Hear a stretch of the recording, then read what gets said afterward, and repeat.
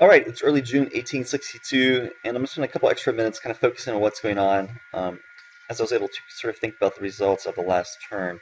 As far as what's going on in Virginia, it's a bit of a stalemate. Again, there's large Union forces in Alexandria and a pretty large force in Harper's Ferry. And then we have our divisions and corps spread out across Virginia from Winchester down through Fredericksburg. Um, Over here in Western Virginia, I'm trying to attack this partisan unit, and Stewart is again going to try to make a raid on Morgantown. And we will see if they can actually achieve that. I'm also attempting to destroy the railroad here in Morgan, West Virginia.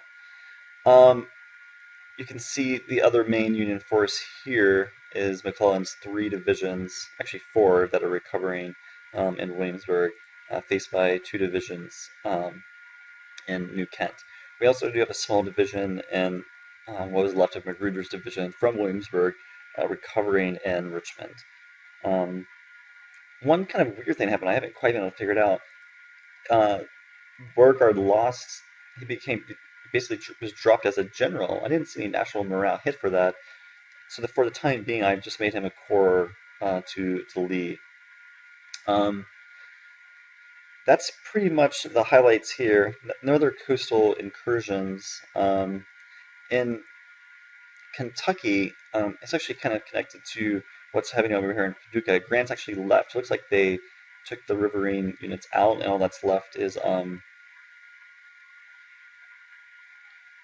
left is three militia units. So Jackson's going to move forward and assault. As you can see here, there's a whole bunch of movement. Basically, we're going to kind of restructure the divisions, and Bragg and Stewart are actually going to go to Virginia now that they're 2-star generals and fill out the rest of the corps there. Here is the Union fleet. And it looks like they also have another ironclad in there. So Grant actually left off on boats and presumably is on the way up to Louisville. We are basically trying to get our forces a bit more organized in Kentucky. So one of the things is we're actually really spread out because we have this huge front across from essentially the Mississippi all the way through Bowling Green and beyond. Something that First Albertson Sidney Johnson actually faced in 1861 and early 1862. So kind of the highlights here is Grant's going to move forward. Major's division will continue to hold Columbus. Claiborne's going to go back to Fort to Henry and Donelson and take it over the defenses. That's a very, very key location. We're going to have some forces go back to Henry, Tennessee, and A.P. Hill newly has arrived on the way, and we'll go there. Meanwhile, we have a small division in Nashville, a couple small just regiments here in Gallatin and Clarksburg, a partial division in Bowling Green, and then a full division plus in Hard, Kentucky, and then another full division plus in Adair. That's how you say it. Right now, we're only facing really 3 divisions, so I'm not that worried about it. Of course, once Grant arrives, we'll probably have to restructure. Probably what a lot of you are wondering about is what I was going to do in Kansas and Missouri. I want to go back and look at the battle in area in a little more detail. Let's see, here it is. Nope. So it happened on day 12. And although Lyon has a lot of men, 21,000, actually only has 2 full divisions, and only has 36 cannon. Obviously, we did not perform that well. We took more casualties. Probably a lot of it, of course, was in the retreat. And 11 of our elements were routed, probably mostly militia. So here's what it looks like. If we kind of take a look at what we have in Springfield, we are able to have a few units that are in full strength, of which only 2 are actual infantry regiments. We also have the garrison that has popped up, which doesn't cost any command, so that's a plus. We have 4 artillery batteries, excuse me, 2 10-pounders, a 12 in the stack, and then a 12-pound battery and then a horse artillery battery in the division. All in all, it gives us a power of about 374. Of course, we have the supply wagon, and we do have the HQ support unit, which includes the signal, which is increasing our command points. Training, I don't think that's relevant this time. Of course, it's medical service. So now, these units are here is Lion. So presumably, he's got 2 choices. One is to attack immediately. The other is to try to go around. So we're going to actually try to defend this in Springfield. Meanwhile, we have 8 regiments. 1, 2, 3, 4, 5, 6, 7, 8. Well, 7 regiments. Actually, 8 regiments in the Sharpshooter unit that were pretty much wiped out, that are recovering in the town. I'm going to send our forces to Carthage, Missouri. And what this is, these are all the forces, or a lot of the forces that are coming from Kansas, including Shelby's very, very good cavalry division. Price will also leave Fayetteville and move up to Carthage. What I'm hoping is going to happen is this. Lyon will basically either rest or attack Springfield. And then either way, we're going to have enough forces that can reinforce Springfield or come in and attack Lyon's force if they are in Springfield the next turn. Now, what I'm sort of counting on is that these 4 artillery batteries and the units that are fresh are going to be able to hold off Lyon's 2 divisions for one more turn. Now, there's a couple other kind of interesting things going on here. One is that the railroad here in Union, Missouri is destroyed, so there won't be any huge forces coming from St. Louis, but there is at least something here in Jefferson, Missouri. One of the challenges as the Union is when you have forces up in Lexington, it's actually really, really far away, and you have the small river in between. So it's actually not very, very easy for Sumner to get down with those 2 divisions to here. It actually takes quite a bit of time. So we've done the feint on Leavenworth, and now Chevy's going to retreat. Meanwhile, most of our loose forces will go towards Carthage, except for one Indian unit that will go to Lawrenceville. Another is going to attack the Indian unit and here in Wabanasi, if I'm saying that correctly, and then Waddy Force will continue to besiege Fort Smith. I'm actually hoping Fort Smith will surrender this turn, and that would free up Waddy's force to move on and take up the defensive position in Lawrenceville. So there's a lot of moving pieces here. With a little bit of luck, we'll continue to be able to hold Springfield. Springfield, as long as you hold Springfield, it's actually really, really difficult for the Union to move into northern Arkansas with an actual infantry force, just because you get so far away from supply. Meanwhile, out farther west, as you saw, we did take Santa Fe, a strategic city. Very interesting. The Union, I don't know what happened to the Union force there. I think they got on the wrong side of the river. Well, we did see that they came back and 2 turns ago and retreated. We're going to send our infantry brigade to Las Vegas and try to capture the town. Meanwhile, we'll send up some supplies. Here, and we should probably. Yes, I don't want to do that. We should probably send out.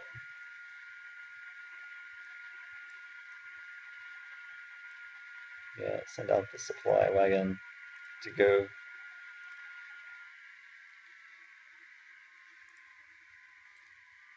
Yep. Okay. So, last but not least, finally, the supply wagon is going to arrive in eastern Arizona, and I'm sending over another artillery battery as they have further reinforced western Arizona. Currently, we only have one artillery battery, and it's just a light. it does leave us a little open in East Donna in that we only have one artillery battery defending the town now, and it's a horse battery, and we don't really have anything in El Paso other than the regiment. Having said that, I think we're in a pretty good situation where Baylor, if Carson did go south, Baylor would be able to trail Carson's force and attack it and probably have a good chance of defeating it. Especially when you consider that we do have, although they're not well organized, we do have quite a few regiments and East Donna Anna. So those are kind of the overall highlights. Last turn there were a lot of small battles, and it's early June, so I think the Union's probably going to want to make a few more moves, a few more big moves this season, definitely. Okay, so let's run the turn and see what happens.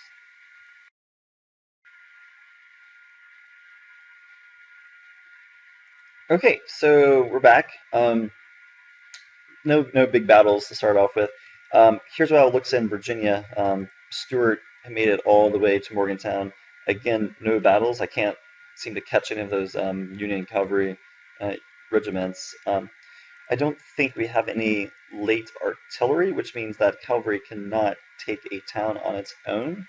And so what that means is even if we assault this next turn and defeat it, we actually wouldn't take the town. So the Union is also still here, and we were unable to turn into battle. So Stuart will probably destroy the railroad and then go back to Warren, Virginia. The Union brought in some more forces to Alexandria. That was some of the movement I saw. Didn't see any movement out here. As far as McClellan's still sitting there. A little bit of movement in Kentucky. The Union's brought in some more forces. You can see all the individual units there. Some support units and looks like some small militia ones. There's a Union force down here that's destroyed the railroad, which is a bit unfortunate. So we'll need to rebuild the railroad there. Jackson easily took Paducah without any problems. Wow, interesting. So here's actually Grant's force. I thought it went up to Louisville, but it looks like it's actually just simply gone back to Kinsale, and they're actually completely out of supply. So I thought they had some wagons, but perhaps the wagons were destroyed. I'm not really sure, but either way, they're in trouble. So it's probably going to take them a few turns to regroup. That's a big loss for the Union. Grant losing in Columbus, and even though we weren't able to bring them to battle, but they lost a full division, and they've also taken some big hits. Starvation hits, basically supply hits now, like the way I took in Western Virginia. Look at this though. Here's a large force that's in Cairo. We don't really know it's there, but there's a lot of generals at least, so it could be getting ready for some sort of naval assault. I have to confess, I'm very, very surprised Lyon has simply just moved up and did not move at all. I don't know. It gives us a time to put in a second division in Springfield, so it's an interesting move. I mean, I think it's probably the right decision because I don't think that the Union would have defeated. I don't think the Union would have easily defeated Pollock's force, but it would have been. I mean, it would have been possible. So yeah, we actually don't have enough supply, so we're gonna get hit with some supply hits this turn. But I think it was worth the risk, just because we desperately wanted to make sure we could maintain Springfield. So here is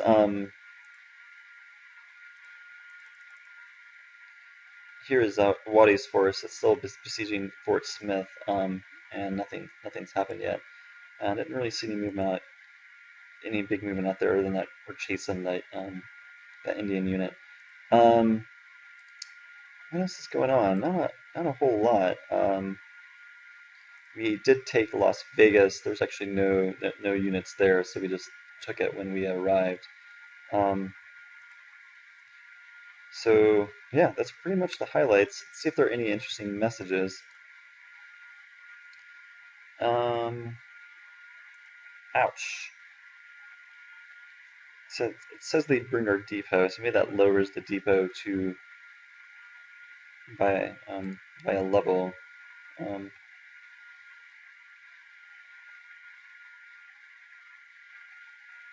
okay, so this is basically all of the movement that we're talking about. We did defeat the Indian unit, and then here's where Jackson captured the three Union regiments. And here is we lost 30 men and the Union retreated.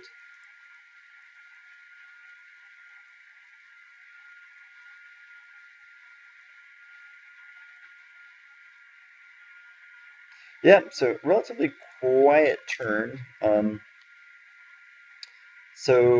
Yeah, not really much else to say. So relatively quiet turn. I'll have to think about what we're going to do out here and in Missouri. One plus is we do have Contral's force in Vienna, so hopefully we'll be able to destroy the railroad, and that will at least disrupt Union movement for a couple turns, or at least a turn. Okay, see you next time.